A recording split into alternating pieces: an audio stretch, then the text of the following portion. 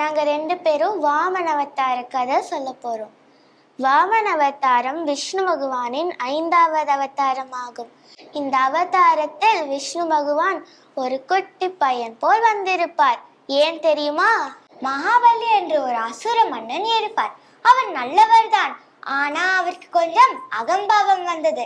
அது என்னன்னா, 3 உலகத்தையும் ஆண்டது தீராமல் 4வதாக இருக்கிற தேவலோகத்தையும் ஆளணும் என்று ஆசை வந்தது.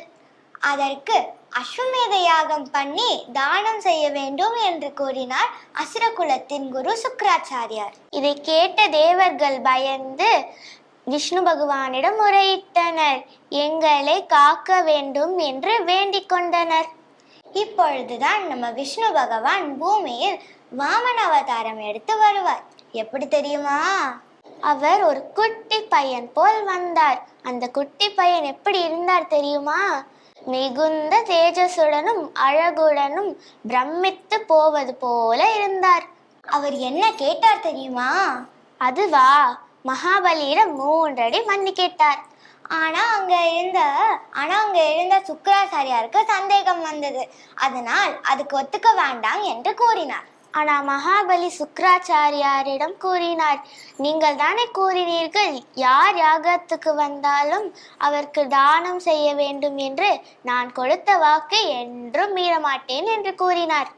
அதனால் வாமனன் கேட்ட 3 அடி மண்ணு தருகிறேன் என்று சத்தியம் பண்ணார். சத்தியம் பண்ணிட்டு காப்பாத்தாம இருப்பாரு அரசர்? வாய்ப்பில்லையே. சத்தியம் பண்ண பிறகு அந்த வாமனர் பெருசா இருந்தார். பார்க்கவே பிரம்மாண்டமா இருந்தார். அந்த பெரிய உருவத்துல 1 அடி ஆகாசத்தை அளந்தார், 2வது அடி பூமியை அளந்தார், 3வது அடி எங்கே வைப்பது என்று வாமனன் கேட்டார். அப்பொழுதுதான் நம்ம மகாபலிக்கு உண்மை என்னன்னு புரிந்தது.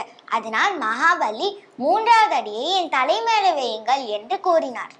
பெருமாளும் உடனே 3வது அடியை சிரசிலே வைத்து நீ பாதாள லோகத்தில் வாழ்வாயாக என்று வரமளித்தார். அதோடு மகாபலியின் அகம்பாவம் அழிந்தது. நீங்கள் எவ்வளவு நல்லவராக இருந்தாலும் சரி, அகம்பாவம் மட்டும் என்றும் வரக்கூடாது. ஜெய் ஸ்ரீராம். ஜெய் ஸ்ரீ கிருஷ்ணா.